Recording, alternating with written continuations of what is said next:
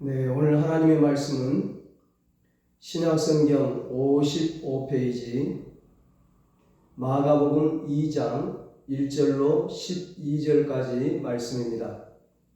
본문을 한번 읽고 말씀을 들으시면 감사하겠습니다. 이 시간 말씀을 듣는 여러분 모두에게 믿음의 역사가 일어나기를 주님의 이름으로 축복합니다. 오늘은 믿음은 한계를 넘어서게 합니다. 이런 제목으로 함께 은혜를 나누겠습니다. 사람이 세상을 살아가다 보면 누구나 인간의 한계를 뛰어넘는 어려운 일을 몇 번씩 당하게 됩니다. 예수 믿는 성도라고 해서 예외는 아닙니다. 그러나 하나님께서 성도에게는 한계를 극복할 수 있는 놀라운 무기를 선물로 주셨는데 그것은 바로 믿음입니다. 불가능을 가능하게 하고 안 되는 것을 되게 하는 것이 바로 믿음입니다. 그래서 예수님께서 지난번에 마가복음 9장 23절에서 할 수 있거든이 무슨 말이냐? 믿는 자에게는 능치 못할 일이 없느니라 말씀하셨습니다. 그러므로 어려운 일을 당할 때 성도는 절망하고 낙심하는 것이 아닙니다. 기적에 대한 희망을 갖는 것입니다. 왜냐하면 우리에게는 우리를 사랑하시고 도우시는 전능하신 하나님이 계시기 때문이고 그분이 우리에게 주신 놀라운 무기인 믿음이 있기 때문입니다. 오늘 본문은 극도의 절망 가운데 있던 한 사람이 모든 불가능의 한계를 극복하고 승리한 이야기입니다. 이 사람은 중풍 환자였습니다. 중풍병으로 오랫동안 누워 있었습니다. 자기 마음대로 움직일 수 없기에 아무것도 할 수 없었습니다. 그런 이 사람이 자신과 친구들의 믿음으로 예수님을 만나 깨끗이 치료받고 일어나 침상을 들고 나가는 기적의 주인공이 되었습니다. 이런 한계를 극복하는 믿음이 여러분에게도 있기를 축복합니다. 그렇다면 한계를 극복하는 믿음이란 어떤 것일까요? 한계를 극복하는 믿음은 내 생각을 넘어서는 것입니다.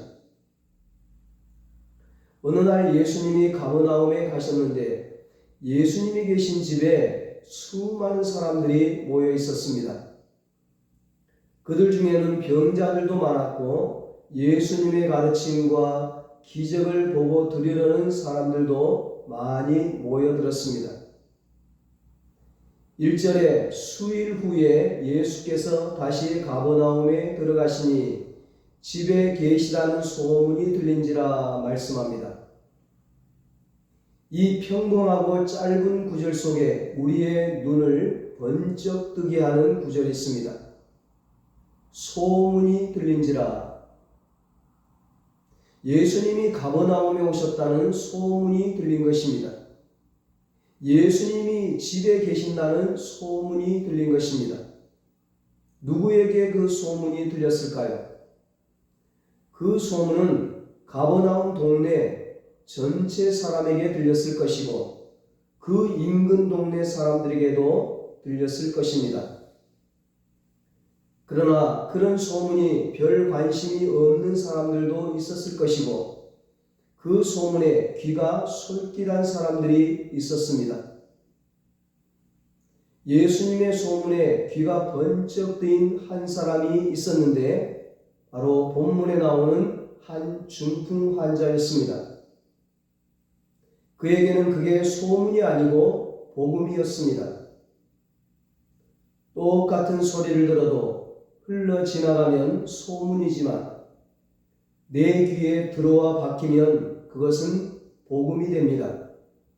내 마음을 움직이고 내 인생을 변화시키면 내 속에 들어와 그것은 기쁜 소식, 복음입니다.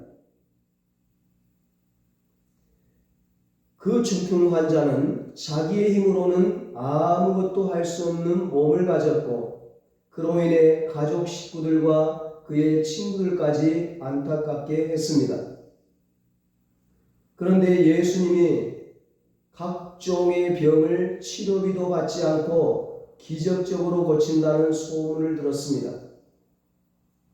이 중풍 환자는 지금까지 이 방법 저 방법 다 동원해서 치료해 보았습니다. 이 약 저 약 다 먹어보았을 겁니다. 사람들이 자기들도 해보지 않은 나름대로의 처방을 이야기해 줄 때에 지푸라기라도 잡는 심정으로 무엇이든지 다 해보았을 것입니다. 그런데 차도가 없었습니다. 그래서 이제는 지쳐서 어느 정도 포기 단계에 있었을지도 모릅니다. 그런데 예수라는 분은 그보다 더한 나병도 고치시고 어떤 병이든지 나오기만 하면 다 고치시고 심지어는 죽은 자도 살린다는 소문이 들렸습니다.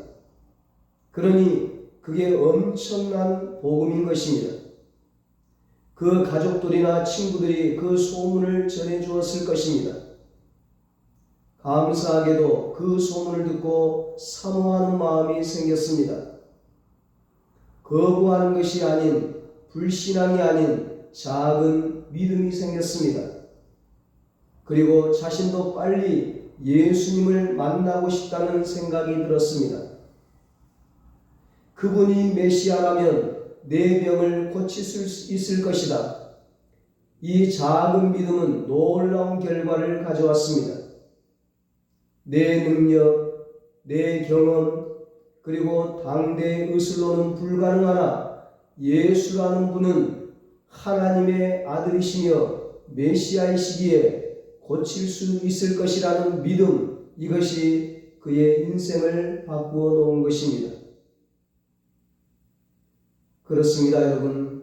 믿음은 우리의 한계를 뛰어넘습니다.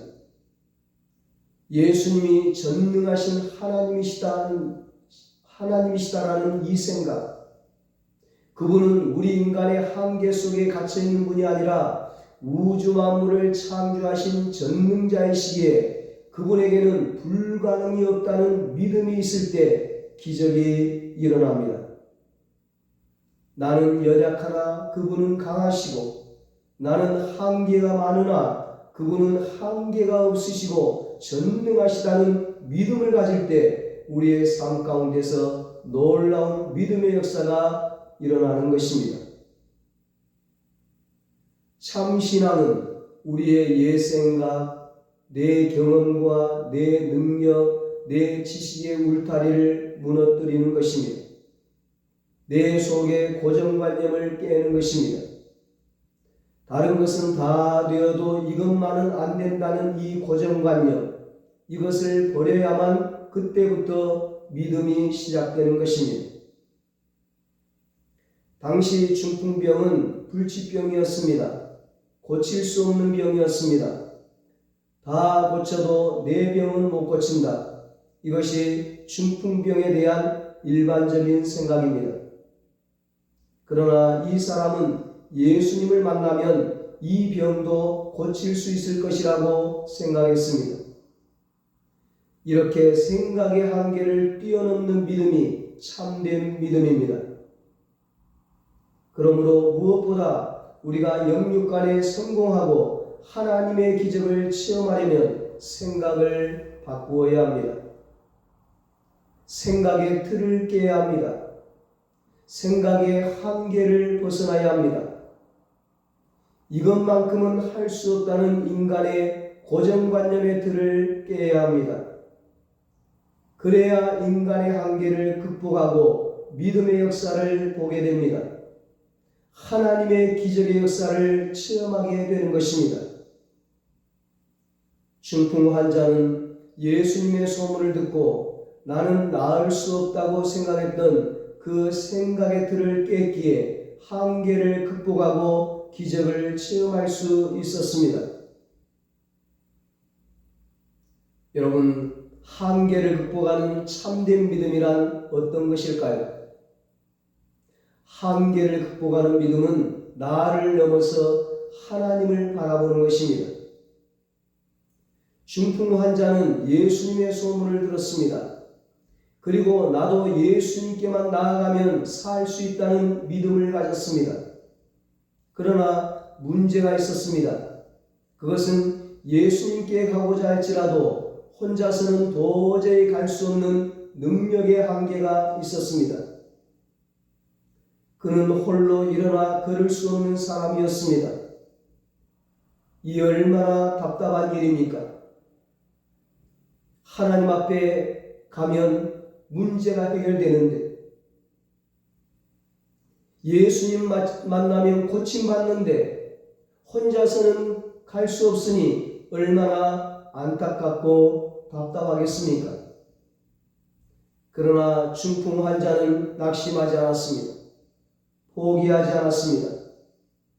그에게는 믿음이 좋고 건강한 4명의 친구가 있었습니다. 그 친구들도 중풍병을 가지고 있는 자기 친구가 예수님께 나가면 고침받을 수 있다는 믿음이 있었습니다. 만약 그 친구들이 말도 안 된다, 괜히 쓸데없는 짓 하지 말자, 그러고 부정적으로 말했다면 그는 영원히 중풍병을 고치지 못했을 것입니다.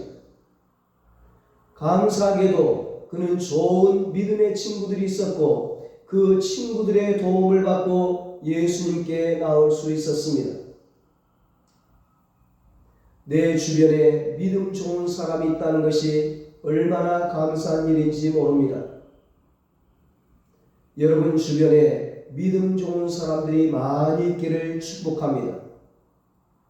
여러분이 여러분의 가족과 이웃들에게 좋은 믿음의 친구들이 되기를 축원합니다.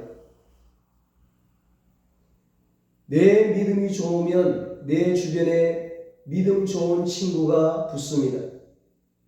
그러기에 늘 내 믿음을 잘 키워가기를 바랍니다. 내가 내 믿음을 키우려면 믿음의 공동체 속에 나를 집어넣어야 합니다. 그게 바로 교회 공동체입니다. 내 시간을, 내 정성을, 내 마음을 교회 공동체 안에 집어넣으면 나도 모르는 사이 내 믿음이 커지는 것을 봅니다. 그러나 교회가 답답하고 성경대로 사는 것이 답답하다고 세상 공동체 속에 여러분을 집어넣으면 믿음이 없는 사람들이 모여들게 되고 결국 한계 상황이 닥치면 무너지고 마는 것입니다.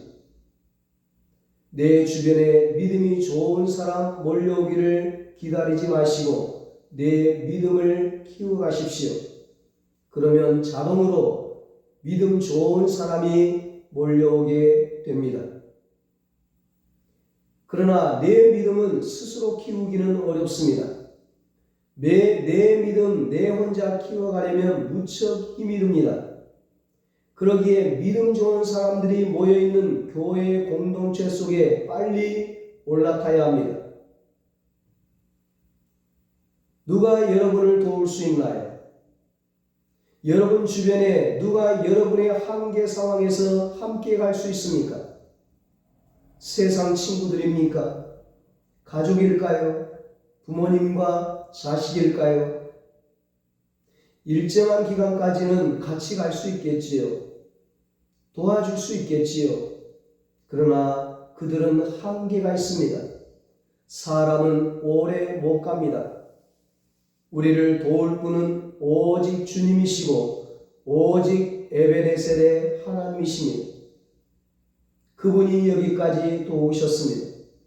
지금도 도우시고 앞으로도 도우실 것입니다. 그분이 교회를 세우시고 그 안에 믿음의 동역자들을 모아주셨습니다. 그리고 그 속에 도울 자를 붙여주셨습니다. 하나님은 우리가 전혀 예상치 못했던 방법으로 우리를 도와주십니다.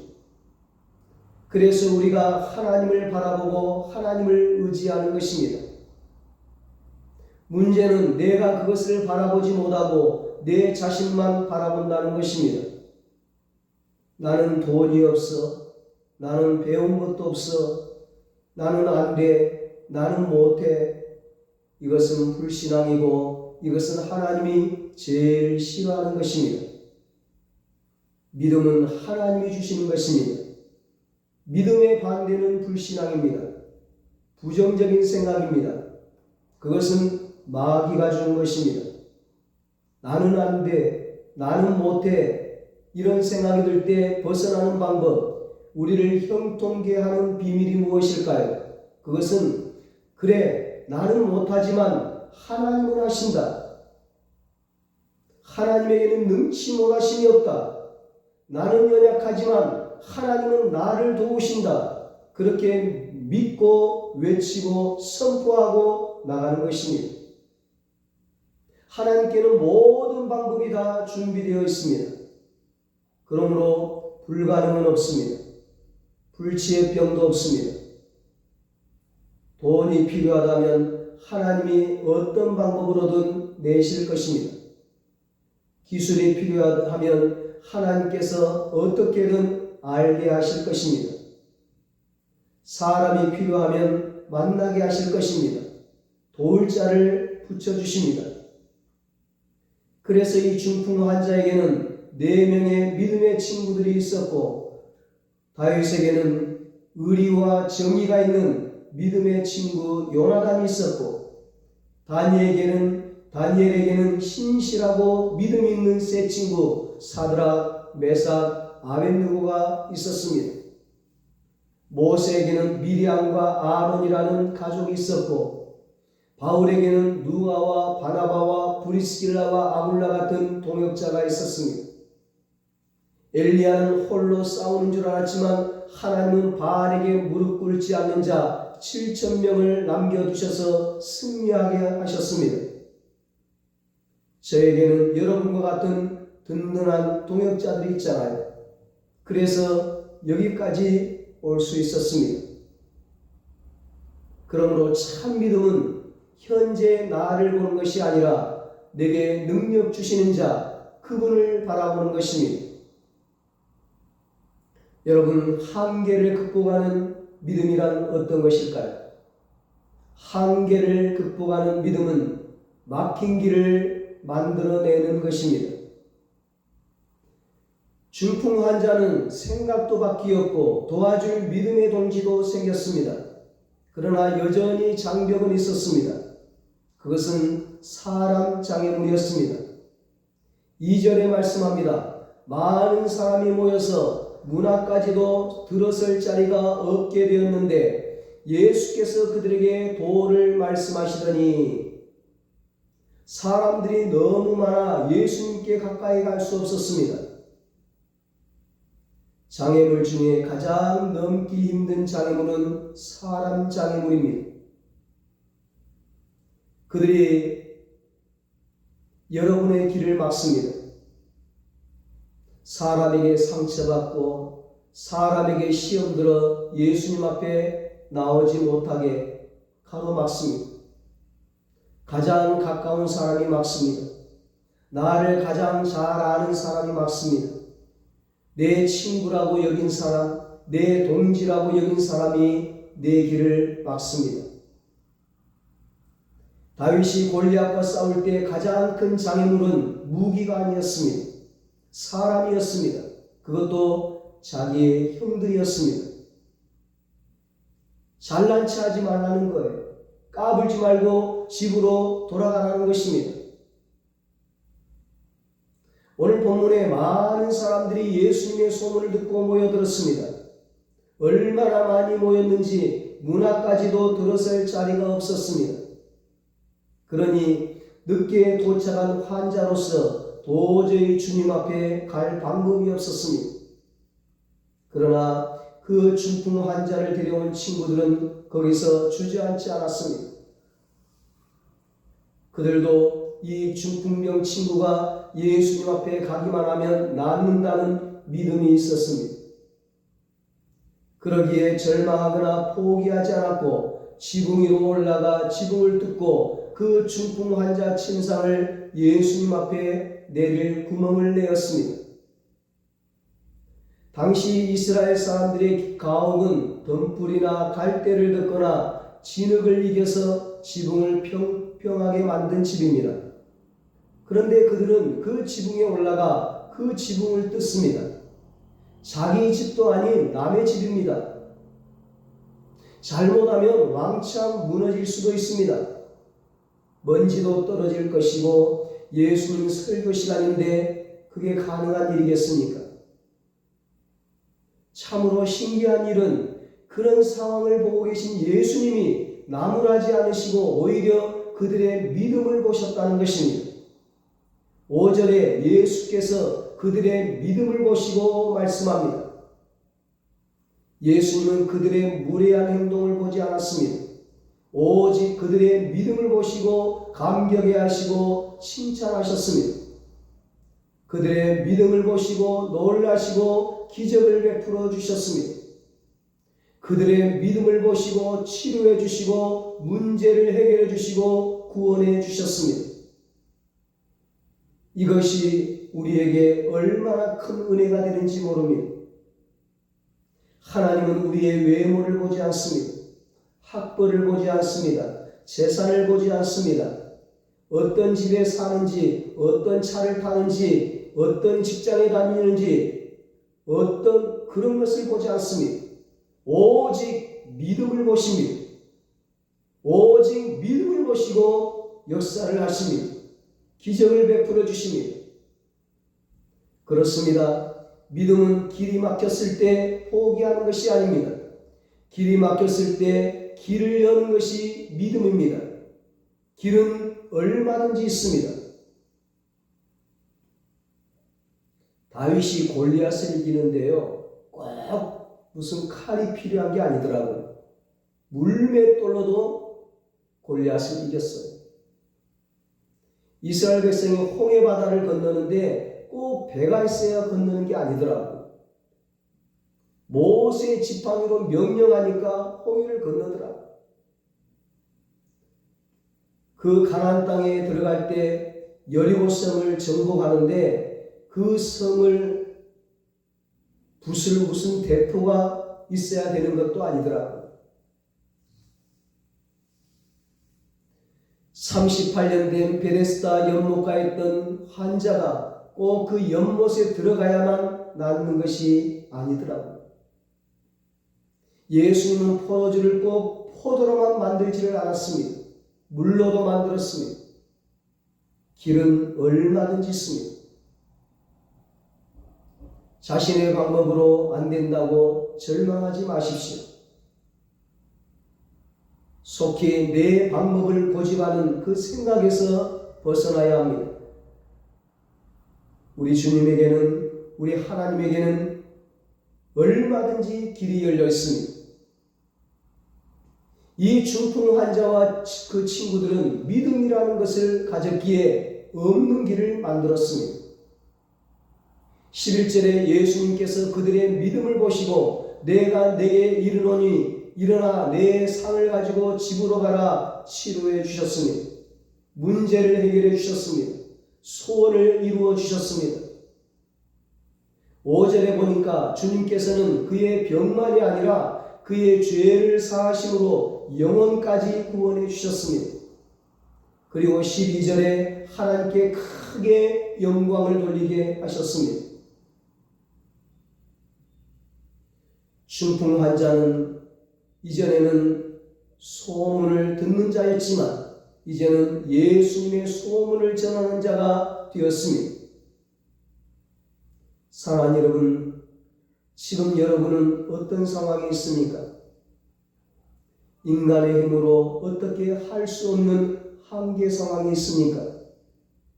전능하신 하나님이 여러분과 함께 계시니 낙심하지 마시기 바랍니다. 주님께 대한 믿음이 여러분의 환경과 한계를 바꾸어 놓을 것을 믿으시기를 바랍니다. 믿음은 하나님의 놀라운 선물입니다.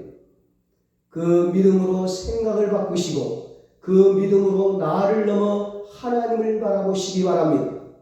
전능하신 하나님을 바라보시기 바랍니다. 그 믿음으로 어떤 난관도 뚫고 길을 만들어 주님께 나아가시기 바랍니다. 그러면 반드시 주님께서 우리의 한계를 넘어서게 만들어 줍니다. 한계를 뛰어넘는 기적을 베풀어 주시고 문제를 해결해 주시고 소원을 이루어 주십니다.